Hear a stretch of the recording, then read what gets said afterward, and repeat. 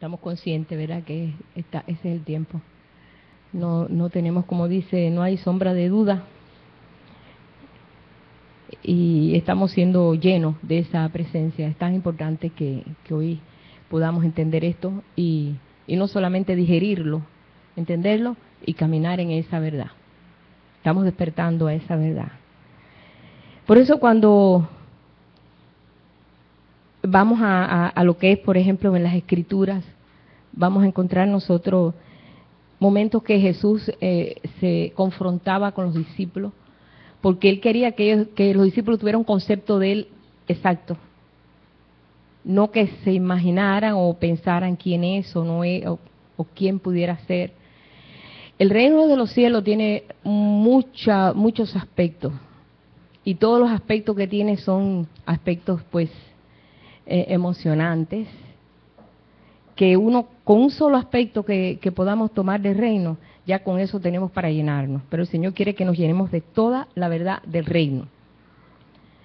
Porque nos podemos fascinar, como decía el otro día, ¿no?, ¿verdad?, en el lugar santo, qué rico, ¿verdad? Ahí el candelero de oro con el aceite, y necesitamos la unción. Necesitamos la unción. Porque la unción es la que pudre el yugo, es la que nos abre los sellos, es la que podemos ver nosotros, y la unción es el Cristo en nosotros. Sabemos que Cristo quiere decir unción, ese es lo que quiere decir la palabra Cristo. Y Cristo era el ungido, y es el ungido. Y Él quiere pues que se demuestre, o sea, que en nosotros haya esa amplitud de espíritu. Por eso nos da la palabra que ensanchemos el sitio de nuestra cabaña, que nos ensanchemos, porque es muy grande la verdad del reino. Muchos dicen que, y se han detenido, se han envuelto en todo lo que es el conocimiento de los ministerios, y es fascinante. El mundo de los ministerios es fascinante, ¿verdad? Porque trae autoridad. Pero Jesús no dijo que nos fuéramos por ese lado. Pero mucho por ese lado, pues como es tan fascinante, pues por ahí nos podemos perder, ¿no? Y no es malo, pero no es lo excelente. Otros se han envuelto, yo estaba mirando aquí, en descubrir qué es pecado y qué no es pecado, y lo que es malo y lo que es bueno y lo que es esto y que lo otro, y se meten toda una vida en eso. Pero con eso no crecemos tampoco, porque el Espíritu Santo es el que te enseña, el que te abre los sellos, el que te abre todo el entendimiento para darte cuenta de lo que es y lo que no es, porque Él es el árbol de vida. Él no es el árbol del conocimiento del bien y el mal. Podemos irnos por ese lado y nos vamos a gastar nuestra vida en eso. Otros se han metido en lo que es la autoridad, el diablo, y todo es el diablo. Y tú ves que nada más que hablen del diablo. Porque hemos descubierto que tenemos autoridad. Y andamos nosotros todos emocionados, pero no es solamente. El Señor les dijo a los discípulos cuando fueron, y fueron de 2 en 2, y fueron a ser testigos a muchos pueblos, y ellos venían todos impactados de que los demonios se sujetaban a la palabra. Y Jesús les dijo, no se emocionen por eso. Emociónense por estar escrito su nombre en el libro de la vida. Eso es parte de lo que ustedes van a vivir. Es como que ahora yo me emociono porque limpié este lugar. No, eso es para un propósito este lugar. Se limpió para un propósito. Y nos alegramos por el propósito por lo cual preparamos todo. Y por ahí realmente mucho pueblo de Dios se ha detenido y eso es una pérdida de tiempo, aunque son verdades del reino. Pero que nada de eso nos encandile tanto, aunque tengamos que hacerlo, porque si tenemos que reprender, vamos a reprender. Si tenemos que entender que tenemos que conocer ciertas cosas, lo vamos a hacer, pero nuestra meta es conocer al Padre, es conocerle a Él. Por eso Jesús un día reunió a sus discípulos, porque estaban ahí los discípulos, pues a veces todavía estaban oyendo de gente. Ustedes saben que cuando escuchamos por aquí, son muchas voces, hay muchas voces alrededor de nosotros. Lo que pasa es que cuando ya tú estás bien plantado sobre la roca, ya nada te mueve. Pueden decir por acá, como dice, las muchas aguas no podrán apagar el amor. Las muchas palabras no van a apagar el amor. Pero si tú no estás bien plantado sobre la roca, las aguas te van a llevar, porque así es. Son muchos conceptos que no podemos nosotros rebatir.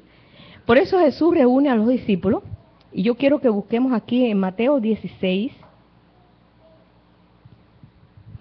Y muchos andaban por ahí murmurando, diciendo, ¿será este el Cristo? ¿Será este? Pero no puede ser, este nació en Nazaret. En Nazaret no puede venir nada bueno. No, no puede ser el Cristo. Pero el otro decía, pero abre ojos ciegos. No se conocía en el Antiguo Testamento que se sanaban los ciegos. Había milagros, hubieron milagros de resucitamiento, ¿no? Resucitación, como fue Elías, que se resucitó aquel niño, el hijo de la viuda, y después Eliseo resucitó el hijo de la tsunamita. Hubieron personas sanadas de lepra, como Naamán el sirio, que fue sanado de lepra. Hubieron algunos milagros grandes, tremendos, cuando fue las aguas de Jericó, que eran aguas envenenadas, y él echó sal, en una vasija nueva echó sal y sanó las aguas hasta el día de hoy. Hubieron muchos milagros, pero un milagro así de que viniera un montón de ciegos y alguien lo sanara, no. Y algunos decían, pero ¿quién si no es el Cristo el que puede abrir los ojos a los ciegos? Pero otros decían, no, pero no puede ser el Cristo porque nació en Nazaret. Y en Nazaret no puede venir nada bueno de allí. Allí no se dice en las Escrituras que el Mesías viene de Nazaret, que viene de Belén. Claro, ellos no sabían que había nacido en Belén y se tuvieron que esconder allá en Egipto y después en Nazaret. Y allí estaba escondido, el Señor tenía escondido ahí a su hijo. Nadie sabía eso, por eso había que estar escudriñando. Muchos conceptos podemos nosotros ver, tanta gente tiene conceptos, pero el Señor quiere que sus hijos sepan quién es Él. Y por eso se está dando a conocer. Es como un papá que quiere que su hijo conozca su corazón desde la A hasta la Z, que conozca todo. Y Jesús necesitaba un team de gente que supiera quién era Él. No quería simpatizadores. Muchas veces dice, ¿dónde va Vicente? ¿Dónde va la gente? ¿Qué pasa? Siempre un sanador o un hombre que hace sanidades siempre va a tener una comitiva de gente atrás. ¿Por qué? Porque así es. Imagínate cuántos enfermos hay y cuánta gente no quiere eso. Pero Jesús, eso no era lo más importante. Lo más importante es que sus discípulos conocieran quién era Él, para poder edificar a su iglesia, para poder edificar el cuerpo de Cristo. Recuerden que Él vino aquí a edificar el cuerpo de Cristo. Él vino aquí a implantar el reino de Dios. Aunque el reino de Dios en lo natural había venido a través de 12 patriarcas, los hijos de Jacob, y se estableció un reino natural, el reino de Israel. Pero ahora se tenía que establecer un reino espiritual, y ese tenía que ser Jesucristo. No había otro mensajero mejor, más indicado que Jesucristo. Pero Él tenía que dejar establecido 12 hombres, 12 números de gobierno, que verdaderamente creyeran quién era Él. Y es lo que ahora el Señor está cimentando en nosotros, el que conozcamos quién es Él y cómo realmente en nuestro corazón Él debe de crecer. Le dice, en el verso 13, capítulo 16 de Mateo, dice, viniendo Jesús a la región de Cesarea de Filipo, preguntó a sus discípulos diciendo, ¿quién dicen los hombres que es el Hijo del Hombre? ¿Qué dicen los hombres? Bueno, pues ahí imagínate, todo el mundo decía algo, era la comidilla de la ciudad era Jesucristo. Esa era la comidilla de la ciudad, un sanador que vino a entrar aquí a sanar miles de gente porque todo Israel estaba enfermo. Todo Israel estaba enfermo. Ellos dijeron, bueno, unos dicen que Juan es Bautista, otros dicen que Elías, otros dicen que Jeremías. Mira, hasta querían resucitar a Jeremías, ¿eh? Y no aparece en las escrituras que él iba a venir otra vez, pero bueno. O algunos también dicen que los profetas, algunos de los profetas, que él es uno de los profetas. No, que Jeremías, no, que Elías, no, que Juan el Bautista, pues no sabían quién, pero bueno, habían muchos conceptos, pero a Jesús eso no le importaba. Va al punto y le dice, ¿y vosotros quién decís que yo soy? ¿Y vosotros qué piensa? ¿Quién soy yo? Ellos estaban descubriendo al Mesías. Ellos sabían que había un fuego en el corazón de ellos que les decía que sí, pero a veces dudaban. Y a veces como Tomás le dijo, Señor, pues titubeaban, Porque era muy grande, la verdad era muy grande. Ellos estaban esperando por siglos, por milenios al Cristo. De buenas a primeras el Cristo está delante de ellos. Y era todo tan facilito que es como cuando tú esperas una cosa muy grande y te llega y casi te tienes que pellizcar. Aunque lo has esperado y lo has esperado y lo has esperado. De buenas a primeras, ¡pum!, es y casi no lo puedes ni creer. Y ellos decían, bueno, verdaderamente nadie puede hacer lo que este hombre hace. Y Pedro, que era el más echadito para adelante, fue el que dio la respuesta. Respondiendo entonces Simón Pedro dijo, tú eres el ungido. Mira, hermano, decir el ungido para nosotros ahora es fácil decir tú eres el Cristo. Pero en ese tiempo no, porque nadie era el ungido. Tenía que ser solamente el Mesías.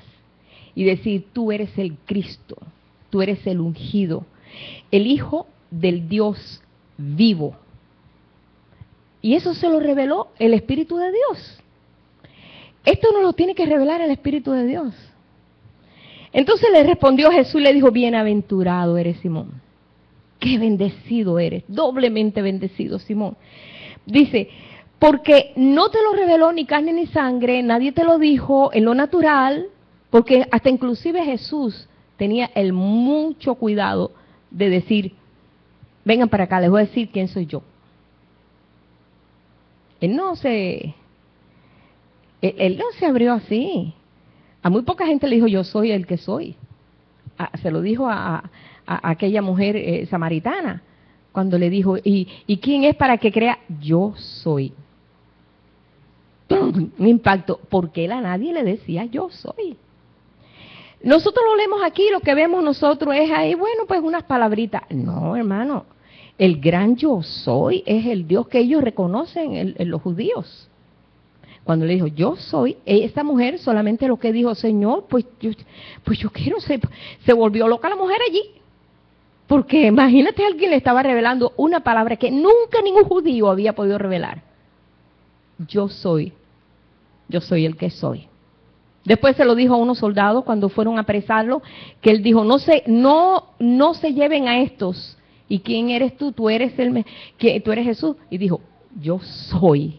Y cuando dijo, yo soy, aquellas posiblemente eran 1000 soldados. Dice, retrocedieron y cayeron. Del impacto del gran yo soy. Qué tremendo. Dice, retrocedieron y cayeron soldados romanos, que era el ejército más formado y más fuerte que había en aquel tiempo. No aguantaron esa verdad, no esa palabra solo, esa verdad. Él le dice, yo soy el Hijo del Dios viviente. Entonces le dijo, no te lo reveló, bienaventurado eres Simón, hijo de Jonás, porque no te lo reveló ni carne ni sangre, sino mi Padre que está en los cielos. El Señor nos está revelando esto, hermano, y se lo está revelando a millones de hijos que quieren ser hijos. Hay muchos que están conformes con que el Señor le dé un poquito de relación como hijo, pero Dios quiere toda la relación. Y mira qué casualidad, nos estamos acercando al Día del Padre, mira, el domingo. Y quiere toda la revelación, Él quiere todo tu corazón, como Él ha dado también todo su corazón. Y yo también te digo, Pedro, bueno, todavía no le dice Pedro, sino le dice, y yo también te digo que tú eres piedra. Pedro quiere decir piedra. Tú eres piedra, tú eres la roca, tú eres una roca. Somos piedras vivas, ¿verdad? No dice la palabra que somos piedras vivas, así como piedras vivas somos formados para formar un templo agradable a Dios. No se prepara ningún templo espiritual si no alcanzamos ese nivel de roca. Y para alcanzar ese nivel de roca, tenemos que conocer quién Él es, el ungido. Y Él nos da la unción, por supuesto. Nosotros tenemos eso de regalo. Porque si vamos a ver, nosotros ni lo merecíamos. Pero el Señor ha querido, le place a Él ungirnos con su espíritu, repartir su espíritu. Dice, y sobre esta piedra, no sobre, porque mucha gente dice, no, esto es Pedro, tú sabes, que tiene las llaves y anda en el cielo y con las llaves y lo ponen ahí, está dibujando y chistes y cuánta cosa. ¿Verdad? Como que Pedro es el que te espera ahí y te dice entra o no entre, y quédate afuera porque no sirve. Cosas de esas han hecho muchas mentiras de lo que no es. Dice, sobre esta verdad, sobre esta roca, sobre esta verdad, edificaré mi iglesia. Yo voy a edificar mi iglesia, pero sobre esta verdad. Tú tienes que saber que Él es el ungido. Él es el Hijo del Dios viviente. Él es el Dios vivo que tomó forma aquí en la tierra. Y vino a nacer como tú y como yo, como todos. Pero siendo engendrado por el Espíritu Santo. Nosotros somos, gracias a Dios, que nacemos en lo natural y después el Señor nos llena del Espíritu. Pero Jesús vino lleno del Espíritu porque también había sido engendrado en el Espíritu. Esa es la única diferencia que vemos. Pero no por eso dejó de ser hombre como nosotros y pasar dolor, hambre, fríos, sufrimiento. Estaba lleno de lágrimas, lloró sobre Jerusalén, lloró cuando murió Lázaro. O sea que tenía el mismo sentir que nosotros podemos tener. Pero como ellos lo veían a veces tan natural, a Jesús tan natural, cuando pasaron aquel mar que se quedó dormido, estaba cansado. Aquella vez cuando se sentó en el pozo de Jacob, porque estaba cansado, tenía hambre y tenía tantas debilidades como nosotros, que a veces ellos titubeaban. Y ellos decían, ¿será o no será? ¿Será o no será? Porque mira, es que no es que a veces parece que no, pero sí. Y estamos en eso, ¿no? Igual que ellos. Dice, y sobre esta verdad, sobre esta roca edificaré mi iglesia y las puertas del Hades no prevalecerán contra ella. O sea que nada podrá. No, y el versículo que sigue todavía más emocionante. Y a ti, que piensas así, que has sentido así, que conoces así, te daré las llaves. No solamente a Pedro, a todo el que tiene ese mismo sentir. Te daré las llaves del reino de los cielos. Te daré las llaves del reino de los cielos, y todo lo que atares en la tierra será atado en los cielos. Y todo lo que desatares en la tierra será desatado en los cielos. Entonces mandó a sus discípulos que a nadie dijesen que él era Jesús el ungido. Jesús estaba aquí como incógnito, había que descubrirlo. Había que ser motivado a través de su amor, como pasó como María Magdalena, que tenía 7 demonios, el Señor la liberó y siempre siguió a Jesús. Ahí siguió a Jesús hasta la cruz. Vemos ahí a María Magdalena, nunca dejó realmente. ¿Por qué? Porque conoció la verdad para su vida y esta la movió. Entonces, a medida que más caminaba con el Señor, más conocía de Él. Y así como Dios se está dando a conocer cuando caminamos con Él. Así ellos aprendieron a conocer a Jesús en el caminar diario. Y así como estamos empezando a conocer a nuestro Dios como nunca. Yo le decía el otro día que verdaderamente estamos viviendo los tiempos postreros. Ese tiempo postrero comenzó desde el momento que Jesús pone los pies en la tierra, comienza el tiempo postrero. Y hay tantas promesas para el tiempo postrero que yo voy a sacar ahí todas esas promesas que hay. Dice, yo con los primeros y yo también con los postreros. No estamos solos, hermano. Así como el Señor tuvo tanto cuidado de levantar un pueblo a través de Abraham, después de Isaac, después de Jacob, después de las 12 tribus, y después uno por uno, después el rey David, después tantos reyes y todo, para que ¡pum!, llegara su hijo. Y tuvo un cuidado tremendo para que eso ocurriera. Y mandaba a sus profetas para que anunciaran esto. Y tuvieron cuidado, y cuando el pueblo andaba desordenado, él sabía cómo meterlo en cintura. ¿Por qué? Por la razón de que tenía que venir el Mesías. Había una responsabilidad muy grande. Bueno, llega el Mesías. ¿Ustedes creen que el Señor ahora no se va a tomar todo el cuidado para que se cumpla lo que Él quiere que se cumpla? Por eso dice que la gloria de la casa postrera va a ser más grande que la gloria de la casa primera. Porque es la culminación de la obra de Dios. Es la culminación. Un pueblo, un cuerpo de muchos miembros que siente, que da el mensaje, que oye, que puede escuchar la voz de Dios, que quiere hacer las obras de Él, no las obras propias, que no se ha conformado con que Dios le dé un beneficio de un ministerio o de una autoridad, sino de poder conocerle a Él como Él nos conoce a nosotros. Eso es lo máximo que nosotros podemos esperar en este día. Y esto ocurre cuando empezamos a caminar con Él. Hay tantas cosas para aprender, hermano. Mira, me acordaba ese día cuando Ana, veníamos volando de Venezuela y se sentó, venía un hermano de la iglesia, ¿verdad? Que había estado con una reunión, hay un joven, muchacho joven. Y se sentó y Ana estaba sentado al lado de él, lo conocimos allá en Venezuela. Y él venía a hacer un seminario aquí en, no sé si era en Georgia, no sé. Y el seminario era sobre el pecado, sobre el sexo, sobre el homosexualismo, sobre esto, sobre las cosas que están pasando, porque sabemos nosotros que todo eso está pasando y todo eso tiene que pasar, porque está escrito. Nada más que nosotros no nos podemos involucrar en eso, pero de qué está pasando, está pasando. Y entonces Ana le dice, eso no va a cambiar a la gente, en que tú le digas, el homosexualismo es malo, esto es malo, lo que ellos tienen que conocer la verdad de Dios para que se aferren a Dios. Entonces Ana le empieza a preguntar, ¿qué sabes tú de los 7 sellos? ¿Qué sabes tú del león de Judá que ha vencido? ¿Qué sabes tú de aquellos que están decapitados por causa de la palabra de que? Y empezó ella a hacerle una lista que la motivó el Espíritu de Dios. Y el muchacho se quedó con la boca abierta y dijo, ¿verdad que no sabía nada de eso? Lo que sabía es que el homosexualismo era malo, porque Sodoma y Gomorra pasó eso, y que esto, que aquello, que el adulterio, todo lo que hemos sabido, la lista de pecados, súper requete pecados que hay, ¿verdad? Que ahí podemos nosotros descubrirlo sin tener ni siquiera que pasar por la iglesia. Ya sabemos que está todo eso, ¿no? Y le dijo, ¿por qué no les lleva a una verdad? Para que esa verdad desplome completamente todo eso. Cuando verdaderamente conocemos al Señor, en verdad, Él nos despoja de todo ese peso, ¿verdad? Pero la religión nos ha enseñado que tenemos nosotros que ir pasito a pasito, quitar esto y quitar aquello, y quitar, a ver si por alguna razón aparece Jesús ahí. Y nos ha enseñado así, pero no es así. Si tú quieres verdaderamente que ese cambio sea total,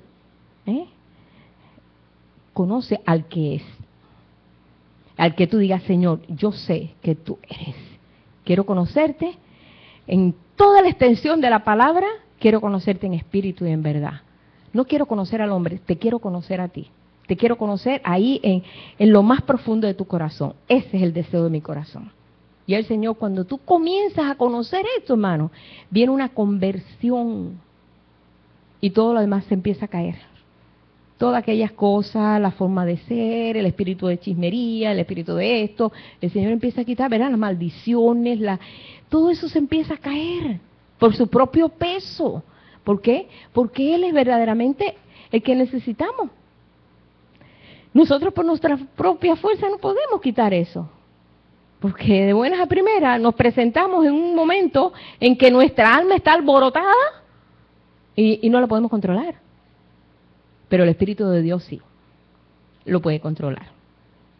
¿Cómo pudo Daniel vencer en aquel lugar donde lo echaron, que él sabía que había un montón de leones hambrientos? Pues el Espíritu de Dios. ¿Cómo pudo vencer el miedo? ¿Cómo pudo hacer eso? Vencer un paso tan difícil como es caer en medio donde hay fieras.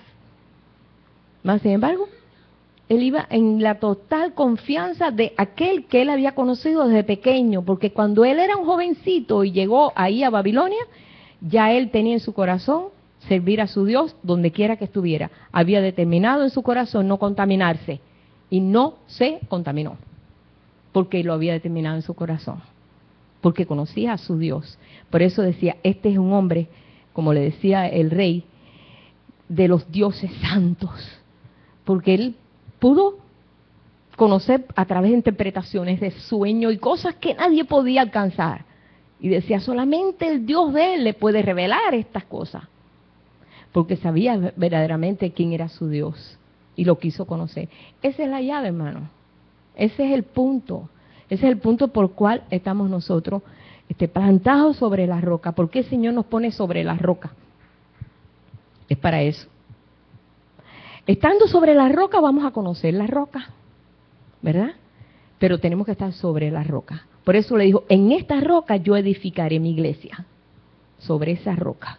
Si no, no hay otra edificación. Puede haber muchas reglas morales en nosotros. ¿Cuántas cosas no hemos escuchado últimamente de iglesias, ¿verdad? De situaciones que han pasado con los sacerdotes y cuántas cosas que es para taparse los oídos. Decir, qué horrible, ¿cómo pasaron tantas cosas? Con gente que los mantenían en una santidad y ni aún así. ¿Por qué? Porque no es por la fuerza del hombre. Dios no se complace en la fuerza del caballo ni en la fuerza del hombre, sino lo que el Espíritu de Dios nos capacita a nosotros. Entonces, es tiempo que nosotros empecemos a cultivar esa verdadera relación con nuestro Dios a ese punto. Hay mucho para aprender, hay mucho para conocer. A medida que nosotros decidimos eso, entonces el Señor empieza a abrir los sellos, esos sellos que cada uno de nosotros llevamos.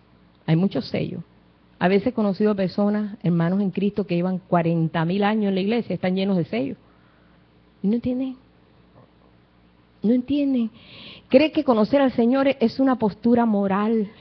Es mantenerse, tú sabes, no hagas esto, no hagas esto, no hagas esto, no hagas esto. No te vistas así, no te vistas así, no te vistas.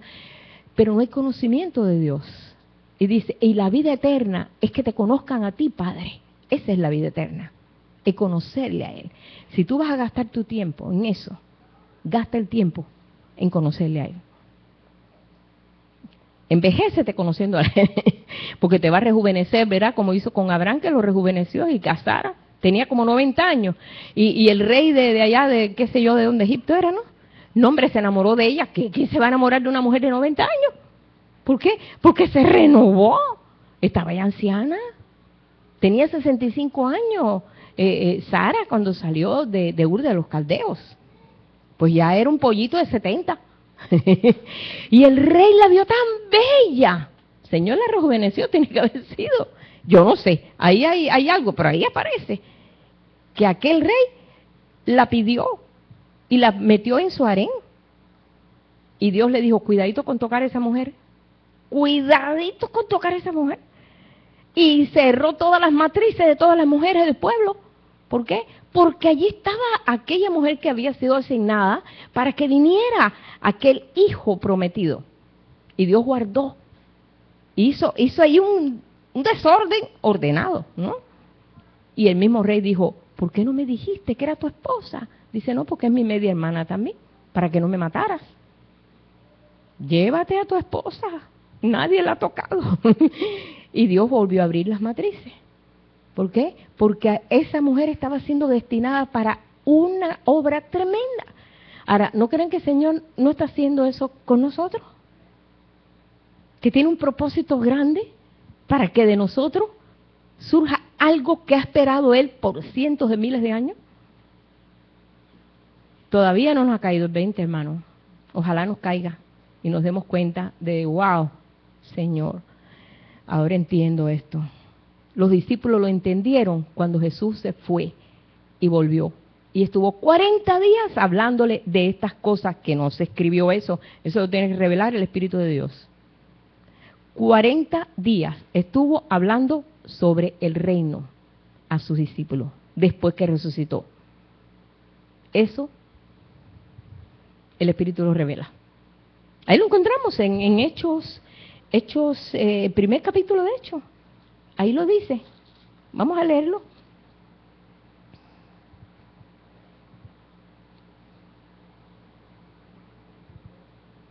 En el verso 3, capítulo Hechos 1:3. A quienes también después de haber padecido se presentó vivo con muchas pruebas que no tenían duda, indubitables, apareciéndoseles durante 40 días y hablándoles acerca del reino de Dios. 40 días, un mes y medio, hablándole acerca del reino de Dios. Eso no se escribió, eso se escribió en el corazón de ellos. Bueno, ellos lo que recibieron, y después vemos que ellos han escrito epístolas donde hablan de muchas cosas que tienen que ver con el reino. Pero todas estas cosas que se las pasó a los discípulos, el Señor las tiene reservadas para nosotros. Yo me gozo realmente porque, aunque todavía vemos que en el pueblo de Dios hay muchos grados apostólicos, hay tantos, ahora todo el mundo ahora lo ha cogido concepto, todo el mundo es apóstol, todo el mundo es profeta, todo el mundo, pero yo nunca oigo de que alguien se pare y diga, yo soy discípulo de Jesucristo. El Señor está buscando discípulos. Yo no te digo que el Señor levante ministerio, pues, pero que eso no nos llene la cabeza. Que tenga en el corazón de nosotros ser discípulos de Jesucristo, que Él nos enseñe a nosotros. Eso fue lo que ellos decidieron en su corazón. Ya después, ya le decían el apóstol Pedro, el apóstol Pablo, y Pablo siempre decía, yo discípulo de Jesucristo, yo prisionero de Jesucristo, yo, él no le importaba decir, sí, yo, dice, prisionero en cadena de Jesucristo. ¿Cuántos de nosotros queremos ser prisioneros en cadena? Hay uno que dice, es que el apóstol Pablo siempre hablaba en esa forma, por el amor tan grande que le tenía al Señor y por ese despertamiento que tuvo en el espíritu siendo tan religioso, que cuando despertó en el espíritu estaba tan emocionado que decía, mira, tengo doble ciudadanía, soy judío, soy romano. No todo el mundo tenía eso. Él era romano, o sea, él había nacido, pero tenía su ciudadanía judía, ese privilegio. Y eso a él le importaba tres pitos. No le interesaba. Había estudiado a los pies de Gamaliel, había estudiado con el mejor maestro que había, que era Gamaliel. Había aprendido, era un hombre preparadísimo, un hombre que hacía tienda, un tipo de arquitecto. Aparte era fariseo, había pasado por mucho, se había preparado mucho y tenía relaciones con reyes y tenía relación porque le daban a él autoridad para llevarse preso a quien fuera que estuviera en las cosas de el cristianismo, ¿no? El camino. Mas sin embargo, dice, todo eso que para los hombres era tan grande, lo tengo estimado como estiércol, como basura, como algo peor que basura. Estiércol. Lo tengo estimado como eso. Por tal de asirme de ese verbo de vida, por tal de asirme de él, esto no me importa. Y él perdió toda esa ventaja que tenía, porque él tenía pues un poderío muy grande. Él perdió todo eso. Pero él estaba feliz, porque había alcanzado lo que verdaderamente él buscaba. Y mira que lo buscaba, porque él sentía un celo muy grande por Dios, pero en forma errónea, y el Señor lo encaminó a la verdad. Él apareció y se reveló a él y comenzó a revelarle. Y nosotros ahora estamos entendiendo esto y por esta razón, hermano, nosotros pues atesoremos eso. No hay tiempo que perder. Y esto es para todo el mundo, no importa si son pequeños, si son mayores, el reino es para todos. Lo bueno de esto es que nadie puede decir, ya yo no estoy porque ya yo pasé la edad. Yo me recuerdo, nosotros queríamos ir al seminario antes de casarnos, queríamos ir al seminario bautista para ser pastores, pero vino el problema del comunismo en Cuba y el asunto era, sálvese quien pueda. Era más importante, sálvese quien pueda. Aquí hay que huir porque esto se va a poner malo. Entonces ya nos enfocamos en otras cosas. Pero el deseo de nosotros tanto era poder servir al Señor preparándonos en un seminario, como creíamos que era. Como no pudimos, dijimos, bueno, nuestro hijo, Señor, que pueda hacer ellos. Él, porque era el único que estaba en camino, todavía no existía Iván.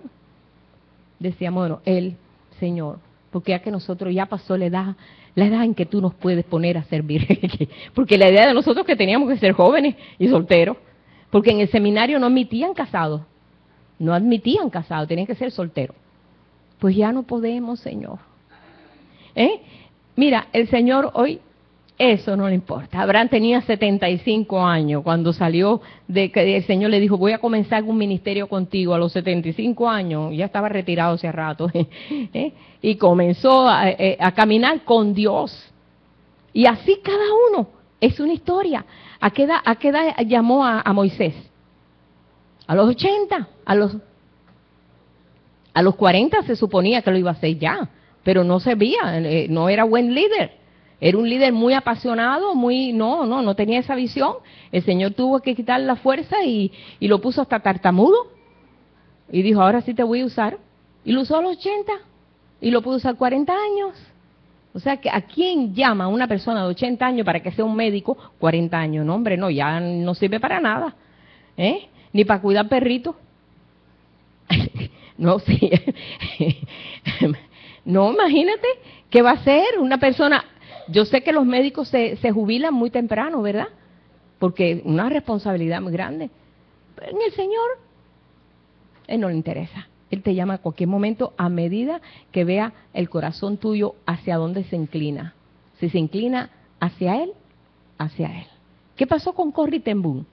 Corrie ten Boom, una mujer que era, pues, no era pastora, no era nada, ella simplemente era creyente, amaba al Señor y vivía en Holanda y su papá era relojero y tenía una relojería, vivían en Los Altos, pero comenzaron a matar judíos y se sintieron ellos de que tenemos que ayudar a todos esos hermanos y empezaron a esconder judíos en su casa, en un closet que inventaron, ahí escondido, y les conseguían salvoconducto y salvaban, y así empezaron a hacer hasta que un día fueron descubiertos, fueron llevados todos al campo de concentración. Su papá, ella, su hermana, su sobrino, toda la familia fue llevada al campo de concentración. Ella nunca, pues, eran cristianos, creyentes, con un temor de Dios muy grande y un amor al pueblo de Israel, porque veía que los mataban a montones. Es todo lo que tenía en su corazón. Pero estando en el campo de concentración, ahí ella vio milagros y maravillas. Vio como su hermana tenía tuberculosis, porque el frío allí, tenían que pasarse ahí cargando piedras y todo en ese frío. Y entonces ella se llevó un pomito de este tamaño de una vitamina en gotero. Y ella le daba a la hermana. Y había otra muchacha embarazada y otra, y la hermana le decía, dale a ellas también. Dice, pero se te va a acabar. No se va a acabar, el Señor no lo va a permitir. Y vio el milagro que todo el tiempo le estuvieron dando gotitas y gotitas a todos y no se acababa la vitamina. Y ella comenzó a ver milagros y ver milagros de que Dios era el que ella no había conocido, ese Dios tan grande. Y comenzó a conocerlo en el campo de concentración. Cuando veía que a veces mataban a este y mataban a aquello y los metían en cámara de gas porque estaban enfermos, y su hermana se muere, su papá se muere a los 10 días, y comienza su corazón a sentirse adolorido de todo eso, y en su corazón tenía el moverse en venganza contra toda esa gente, y su hermana le dijo, no, ámales. El Señor dice que hay que amar a los enemigos. Y cuando salgas de la prisión, porque vas a salir, escribe un libro. Eso fue todo lo que le dijo. Ella ni pensaba escribir ningún libro, si lo que estaba era una mujer fuerte. Ella se enojaba con los soldados y la golpeaban y todo, su carácter era fuerte. Cuando milagrosamente, eso fue un milagro, la llamaron, le dijeron, estás libre. Al otro día, todas las mujeres que estaban de su edad, las metieron en cámara de gas. Y ella salió libre. Eso se enteró después y pues ya tenía como 60 y pico, 70 años. Y cuando llegó a sentirse libre en casa de un pariente, se le murió toda la familia, ella le venía aquello de que tenía que hacer ese libro. Yo tengo que hacer ese libro, El Refugio Secreto. Ese es el nombre que le voy a poner. Yo tengo que hacer, yo le prometí a mi hermana, yo lo tengo que hacer. Y ahí empezó a escribir el libro a los 70 y pico de años. Ese libro fue un bestseller. Y hasta Hollywood hizo una película.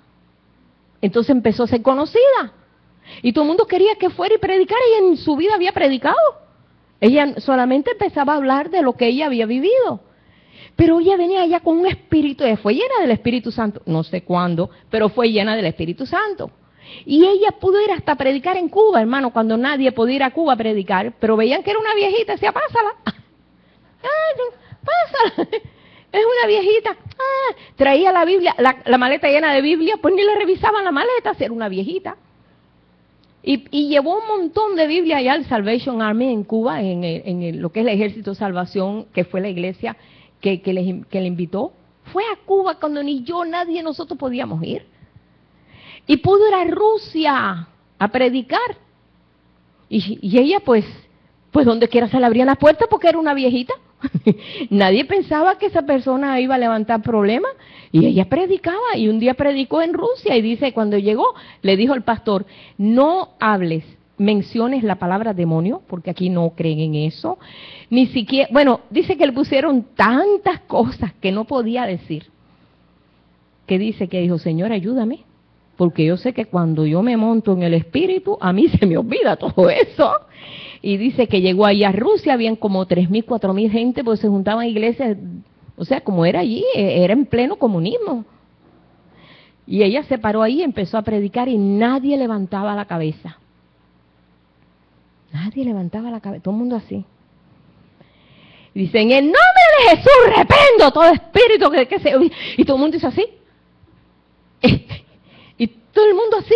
Y dice, y escucharon el mensaje. Y escucharon el mensaje que ella traía. Y aquellos líderes estaban aterrados porque mira lo que había hecho. Eso no se podía hacer. Pero ella lo hizo porque era una viejita. Se lo perdonaron. Y así, hermano, empezó ella en muchos lugares. Tuvo un ministerio, ella llegó hasta los 90 años por ahí. Que el copastor que tenía el hermano Toranzo, ella fue a Orlando, a esa zona donde él estaba, no en Pensilvania, en Pensacola. Y le llamaron, le dijeron, vayan a orar por la Corrie ten Boom, que está aquí hospedada, pero tiene una gripe muy fuerte. Y él, ay, yo quiero conocer a Corrie ten Boom, esa mujer, ministrarla yo, ¿te imaginas que? Y decía el hermano, un hermano puertorriqueño, él venía muy emocionado porque iba a orar por Corrie ten Boom, imagínate qué privilegio. Y allá fue una comitiva de gente de la iglesia de Pensacola a orar por Corrie ten Boom. Cuando llegaron, ¿qué? Pero Corrie ten Boom los ministró a ellos.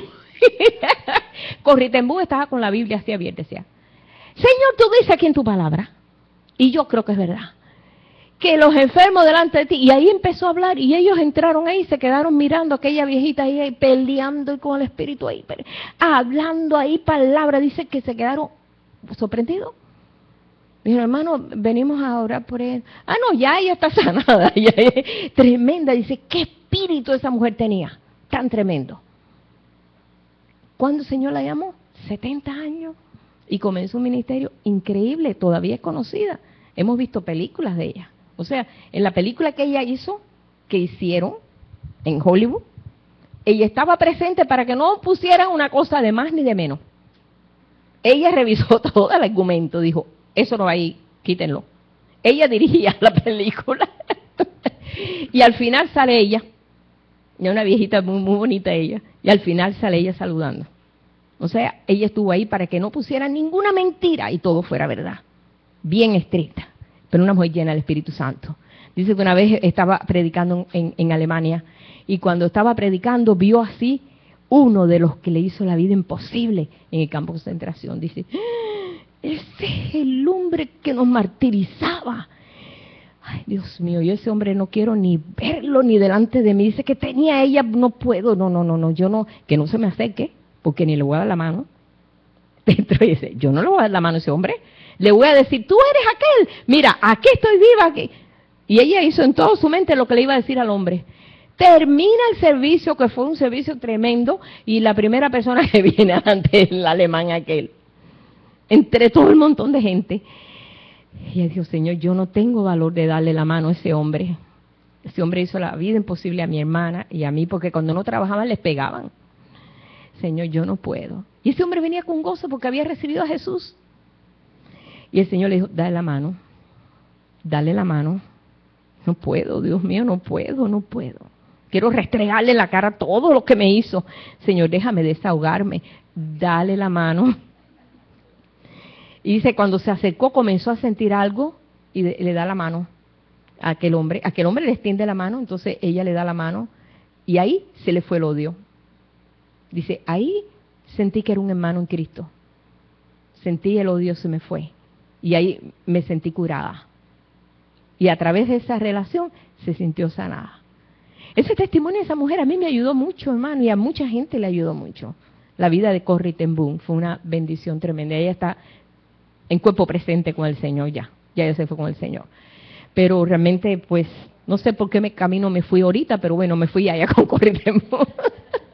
Pero bueno, le paso ese testimonio hermoso. Cuando puedan ver esa película, véanla. La verdad, que a lo mejor lo consiguen por YouTube. Se llama el refugio secreto, the hiding place, the hiding place. No se lo pierda, está tremendo.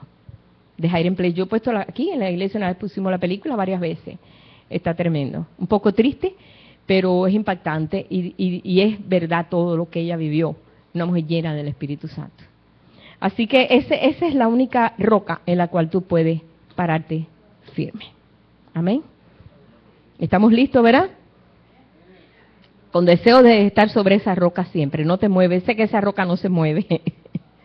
Padre, te damos gracias porque los testimonios que nosotros leemos, Señor, tanto en hermanos que han pasado hace poquito como Corrie ten Boom, que ha sido de tanto impacto en nuestra vida, Señor, como otros hermanos que han pasado hace mucho tiempo, misioneros, personas que han muerto por causa, Señor, de la palabra y del testimonio tuyo, personas que no evaluaron su vida tan importante como a ti.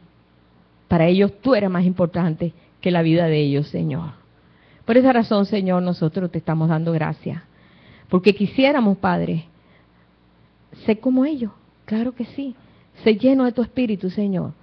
Para estos momentos que tenemos que enfrentar la verdad de un testimonio, la verdad de alguien que nos ha ofendido, o algo que hemos pasado y todavía no hemos podido nosotros todavía superar este espíritu, este sentimiento. Pero tú dices, Señor, que tú nos ayudas a despejarnos de todo mal que nos asedia.